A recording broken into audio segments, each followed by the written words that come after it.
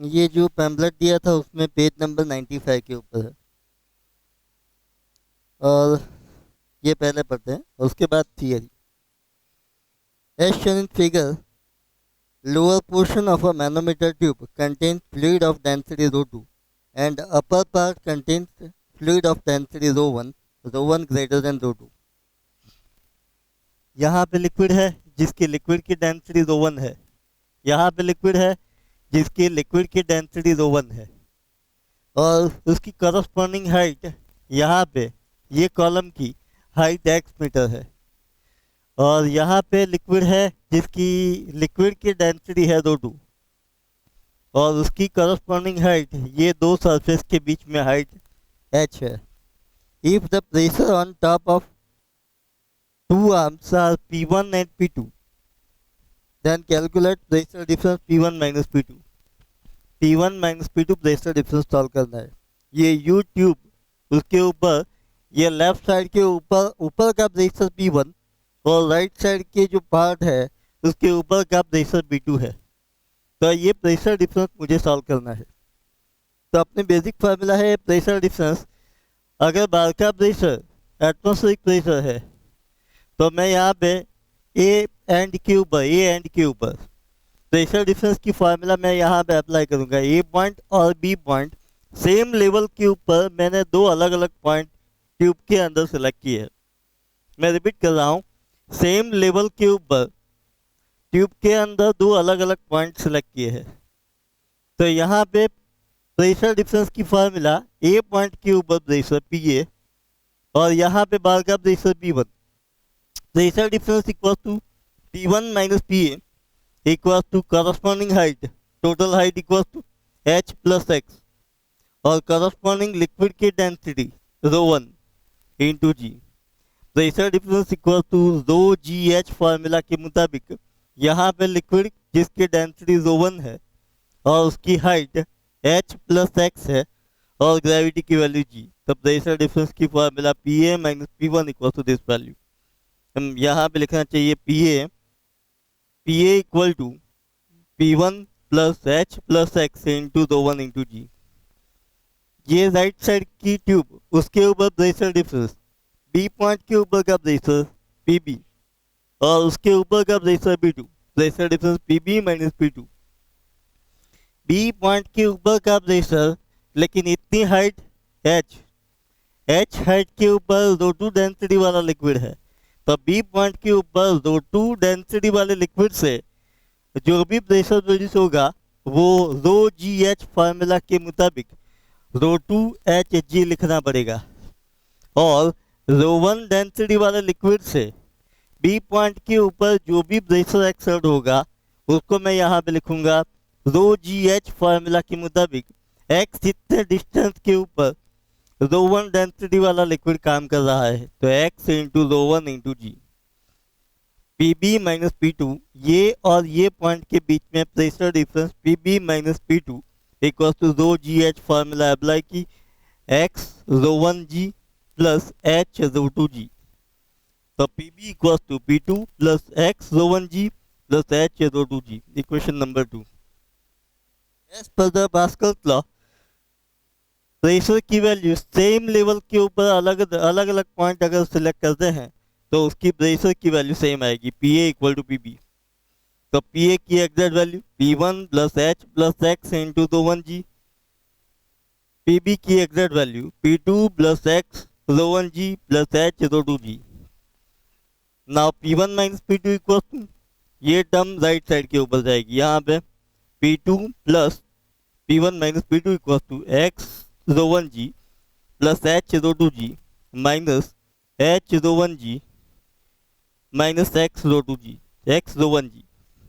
तो x rho 1 जी cancel हो गया यहाँ पे। तो यहाँ पे आएगा H रो कॉमन निकाल दो तो यहाँ पे आएगा रो 2 माइनस रो 1। रो 2 माइनस रो 1 लिखना पड़ेगा। रो 2 माइनस रो 1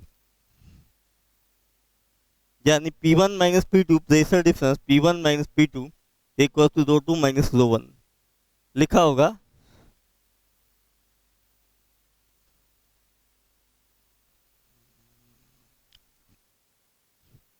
अगर P2 माइनस P1 सॉल्व करना है जिसकी डेंसिटी ज़्यादा है वो डेंसिटी पहले यहाँ पे होनी चाहिए। ओके, तो उसके बेस के ऊपर नया आगे का topic, venturimeter, application of Bernoulli's equation, application of Bernoulli's equation, venturimeter. जैसे कि ट्यूब ऑफ फ्लो में से जो भी लिक्विड या फ्लूइड पास होता है उसकी स्पीड की एग्जैक्ट वैल्यू कितनी है वो रिकॉर्ड करने के लिए जो भी इंस्ट्रूमेंट होता है वो इंस्ट्रूमेंट का नाम है वेंचुरीमीटर। लाइक एक क्रिकेट मैच तुम देखते हो तो कोई एक पर्टिकुलर बॉलर, उसकी स्पीड की वैल्यू, स्पिनर है मान लो अक्षर पटेल, उसकी बॉलिंग की स्पीड की वैल्यू है 80 किलोमीटर पर आवर। तो वहाँ पे जब भी बॉल डालता है इसके बाद इमीडिएटली स्क्रीन के ऊपर आ जाता है 80 किलोमीटर पर आवर की स्पीड से उसने बॉल डाला। तो जो भी इंस्ट्रूमेंट यहाँ पे एयर की स्पीड मेजर की जाएगी, बॉल बॉल के करीब की एयर, बॉल की स्पीड और बॉल के करीब की एयर की स्पीड की वैल्यू सेम होती। अगर मैं बॉल के करीब की एयर को, मैं उसकी स्पीड की वैल्यू को अगर मैं रिकॉर्ड कर पाता हूँ तो मुझे एग्जैक्ट वैल्यू, बॉल की स्पीड की एग्जैक्ट वैल्यू मुझे मिल जाएगी। तो ये बेसिक कॉन्सेप्ट है। तो उसका यूज है to measure the speed of the fluid.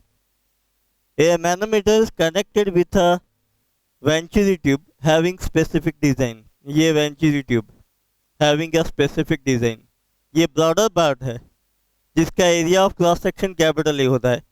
यहाँ पे लिक्विड का प्रेशर B1 होता है और ये नैरो पार्ट है जिसको थ्रॉट एंड बोलते हैं हम, जिसका एरिया ऑफ क्रॉस सेक्शन मैंने यहाँ पे सिलेक्ट किया है स्मॉल ए। यहाँ पे लिक्विड का प्रेशर, जो भी फ्लूइड लिक्विड पास होता है उसका प्रेशर कंपैरेटिवली कम होगा, उसकी स्पीड की वैल्यू यहाँ पे कम होगी और यहाँ पे स्पीड की वैल्यू ज़्यादा होगी। V1 equal to speed of the liquid passing through the broader part of the tube of flow. V2 equals to speed of the fluid passing through the narrow part of tube of flow, जिसको venturimeter बोलते हैं। और ये manometer, नीचे यहाँ पे manometer tube है, U shape की जो ट्यूब है, यहाँ पे मैनोमीटर ट्यूब के अंदर मोस्टली मर्क्यूरी होता है। ρ2 equals to density of the manometer fluid, mostly यहाँ पे मर्क्यूरी होता है। और ρ1 equals to density of the fluid through venturi tube, यहाँ से जो भी लिक्विड पास होता है उसकी density ρ1। ρ1 equals to density of the fluid through venturi tube, venturi tube में से जो भी लिक्विड पास होता है उसकी डेंसिटी ρ1, और मैनोमीटर ट्यूब के अंदर जो भी लिक्विड भरा है उसकी डेंसिटी की वैल्यू ρ2। ऑब्वियसली यहाँ पे मैं लिख सकता हूँ ρ2 इज ग्रेटर देन ρ1, क्योंकि उसके अंदर तो मर्क्यूरी होता है। तो मर्क्यूरी की डेंसिटी, ये जो भी लिक्विड पास होता है उसकी डेंसिटी की कंपेरिजन में ऑलवेज ज़्यादा होगी, क्योंकि मर्क्यूरी तो एक स्पेशल कैटेगरी में आता है, मेटालिक सब्सटेंस की कैटेगरी में बिलोंग करता है। और हमको पता है सभी मेटालिक सब्सटेंस की डेंसिटी की वैल्यू जो भी लिक्विड है उसकी डेंसिटी की वैल्यू की कंपेरिजन में ऑलवेज ज़्यादा होती है। मैं डायरेक्ट ये फार्मूला, प्रेशर डिफरेंस की फार्मूला मैं अप्लाई कर पाऊंगा यहाँ पे। तो मैंने यहाँ पे फार्मूला अप्लाई कर दी है, P1 minus P2 equals to pressure difference equals to rho G H. Rho equals to density difference कितना है, ρ1 माइनस ρ2 इंटू GH। ये फार्मूला मैंने डायरेक्ट यहाँ पे अप्लाई की है। अब वेंचुरी ट्यूब के ऊपर point number 1 and point number 2 same level के ऊपर अलग अलग पॉइंट सेलेक्ट करेंगे। तो सेम लेवल के ऊपर अलग अलग पॉइंट सेलेक्ट करेंगे तो उसके ऊपर मैं यहाँ पे बर्नौलीज इक्वेशन अप्लाई करूंगा। P1 plus 1/2 ρ1 V1 square plus ρ1 GH1 equal to P2 plus 1/2 ρ1 V2 square plus ρ1 GH2। यहाँ पे ρ1 लिखा है। मैं बर्नौलीज इक्वेशन, जो भी लिक्विड पास हो रहा है वेंचुरी ट्यूब में से, जो भी लिक्विड पास हो रहा है उसके ऊपर मैं बर्नौली इक्वेशन अप्लाई कर रहा हूँ। तो rho equal to density of the fluid होना चाहिए ना। तो ρ1 इक्वल टू यहाँ पे density of the fluid P plus, अपनी बेसिक फार्मूला क्या है, P plus 1/2 ρV square plus ρGH equal to constant. ये एंड के ऊपर P1 plus 1/2 ρ1 V1 square plus ρGH1 equal to P2 plus 1/2 ρ1 V2 square plus ρ1 GH2। ये point number 1 and point number 2 same height के ऊपर दो अलग अलग point select किए हैं, यानी H1 इक्वल टू H2 है, तो ये टर्म और ये टर्म उसको मैं कैंसिल कर सकता हूँ। अब P1 माइनस P2 ये टर्म राइट साइड के ऊपर जाएगी, यानी 1/2 ρ1 कॉमन निकाला, V2 square minus V1 square, equation number 1। ये दोनों प्रेशर डिफरेंस की फार्मूला है। ये फार्मूला मैंने ये कॉन्सेप्ट अप्लाई किया और यहाँ पर डायरेक्ट फार्मूला लिखी थी, तो दोनों इक्वेशंस को मैं कंपेयर कर सकता हूँ। 1/2 ρ1 V2 square minus V1 square equals to ρ1 minus ρ2 into GH। Therefore, now according to equation of continuity, A1 V1 equals to A2 V2. A1 equal to capital A, area of the broader end of the venturi tube. A2 equals to small a, area of narrow end, short end of the venturi tube. A1 V1 equals to A2 V2. मुझे यहाँ पे venturi tube में से जो भी liquid पास हो रहा है उसकी वेलोसिटी की वैल्यू मुझे सॉल्व करनी है, यानी मुझे V1 सॉल्व करना पड़ेगा। ये एंड में से जो भी लिक्विड पास होता है उसकी वेलोसिटी की वैल्यू, यानी V2 को एलिमिनेट करना पड़ेगा। तो V2 का रिलेशन क्या आएगा? V2 equals to A/A into V1, equation number 4। ये वैल्यू हम इक्वेशन नंबर 3 में सब्स्टिट्यूट करेंगे। 1/2 ρ1 V2 की value A/A into V1 whole square minus V1 square equal to ρ1 minus ρ2 into GH। यहाँ पे 2 सामने मल्टीप्लाई कर दो, 2 ρ1 माइनस ρ2 GH इक्वल टू यहाँ पे V1 स्क्वायर कॉमन निकाला, V1 square ρ1 A/A whole square minus 1। Therefore V1 square equal to 2 ρ1 minus ρ2 into GH upon A square minus A square upon A square. ये A square ऊपर जाएगा LCM में, और denominator में A square minus A square into ρ1। Therefore V1 equals to, taking under root on both the sides, V1 equals to under root of A square equals to A under root of 2 ρ1 minus ρ2 into GH upon A square minus A square into ρ1। अब मैंने formula derive कर दी। Exactly हमको पता है ρ1 equal to कौन सा liquid venturi tube में से पास हो रहा है, ये हमको पता है, यानी उसकी डेंसिटी की वैल्यू नॉर्मल टेम्परेचर के ऊपर उसकी डेंसिटी की वैल्यू हमको पता होती। ये मैनोमीटर ट्यूब के अंदर क्या पता है? मर्क्यूरी, तो उसकी डेंसिटी की वैल्यू हमको पता है। जी ग्रेविटी की value exact value 9.8। H height, कितना हाइट अपवर्ड डायरेक्शन में ऊपर जाएगा लिक्विड का है, एपैरेटस के अंदर हम ये कैलकुलेट कर सकते हैं। Capital A equal to area of the broader part of the tube of flow. उसकी वैल्यू तो एपैरेटस बनाया तो हमको सबसे पहले उसकी वैल्यू पता ही है। Small A equal to area of cross section of the narrow part, उसकी भी वैल्यू पता है। ये सभी वैल्यू यहाँ पे सब्स्टिट्यूट कर दो, तो एग्जैक्टली उसमें से जो भी लिक्विड पास हो रहा है उसकी एग्जैक्ट वैल्यू हमको मिल जाएगी। ये जो डेटा होता है वो डेटा कंप्यूटर में फीड होता है, और कंप्यूटर के अंदर इमीडिएट कैलकुलेशन उसके साथ हो जाती है। तो एक आदमी को बिठाना नहीं पड़ता। साइंटिस्ट को कब बिठाएंगे? जब वैल्यूज अगर चेंज होती है तो साइंटिस्ट को बिठाएंगे। लेकिन हमको पता है डेंसिटी की वैल्यू रूम टेम्परेचर के ऊपर कांस्टेंट ही रहने वाली है, तो डेंसिटी में कोई डिफरेंस आने वाला नहीं है। एच एक्सपेरिमेंटल ऑब्जर्वेशन होता है, तो ये कंप्यूटर के अंदर जो भी डेटा होता है उसके हिसाब से कंप्यूटर रीडिंग हमको दिखा सकता है। यानी वेंचुरी ट्यूब के अंदर जो भी हाइट के अंदर, ये कॉलम के अंदर हाइट के अंदर जो भी चेंज आएगा उसके हिसाब से हमको डिस्प्ले मिल जाएगा। किसका डिस्प्ले? जो भी लिक्विड या फ्लूइड ये ट्यूब ऑफ फ्लो में से पास होता है उसका हमको डिस्प्ले, स्पीड की वैल्यू का डिस्प्ले हमको मिल जाएगा। तो ये मैंने तुमको सिखाया वेंचुरी ट्यूब वाला। नेक्स्ट टॉपिक यहाँ पे आते हैं, state and derive Torricelli's law. State and derive Torricelli's law, जैसे कि चैप्टर नंबर 3 इसके अंदर लॉज ऑफ मोशन, इसके अंदर हमने ऐसा देखा था ये फ्रीली फॉलिंग बॉडी, जस्ट कोई बॉडी को यहाँ से h जितनी हाइट से m मास की बॉडी को जस्ट मैं रिलीज करता हूँ, तो यहाँ पे कितनी स्पीड से ये बॉडी अर्थ की सरफेस के ऊपर स्ट्राइक होती है। तो देखो यहाँ पे फ्रीली फॉलिंग बॉडी या पार्टिकल, तो इनिशियल स्पीड की वैल्यू अगर फ्रीली फॉलिंग बॉडी उसके लिए अगर उसको जस्ट होल्ड किया है तो t इक्वल टू 0 टाइम के ऊपर उसकी इनिशियल स्पीड की वैल्यू u इक्वल टू 0 होती है। तो v square minus U square equal to 2a।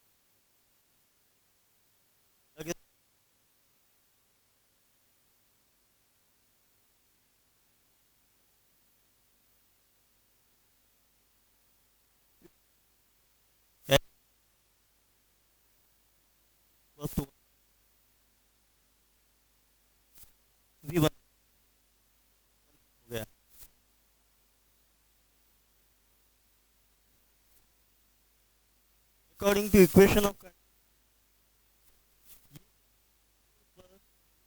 And velocity का प्रोडक्ट, और ये क्रॉस सेक्शन के ऊपर एरिया एंड वेलोसिटी का सेम है।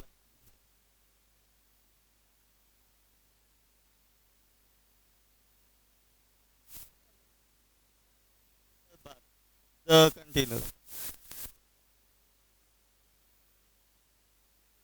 जो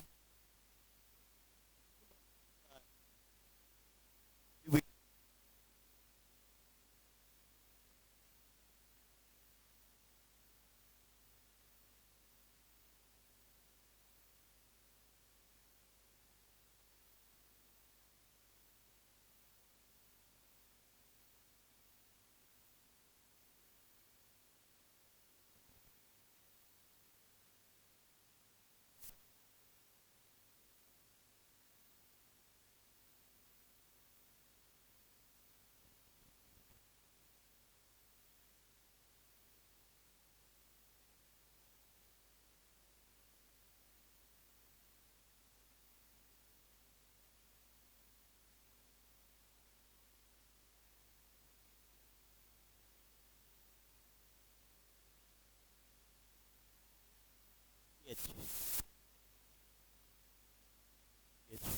मैंने क्या सॉल्व किया, मैंने ऐसा 3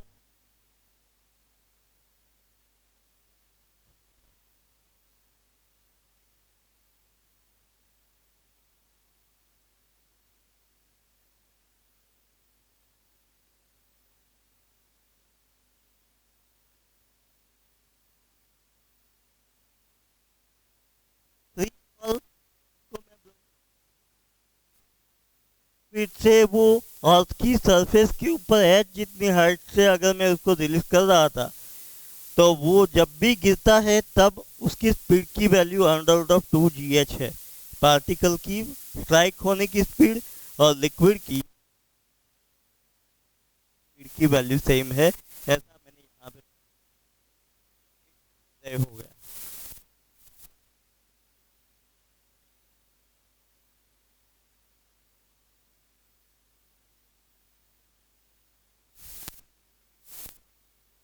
उसके बेस के ऊपर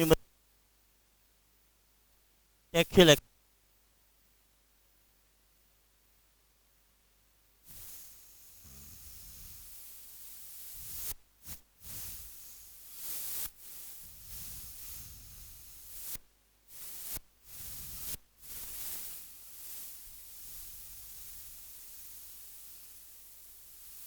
देखो, पेज नंबर 272 निकालो, पेज नंबर 272।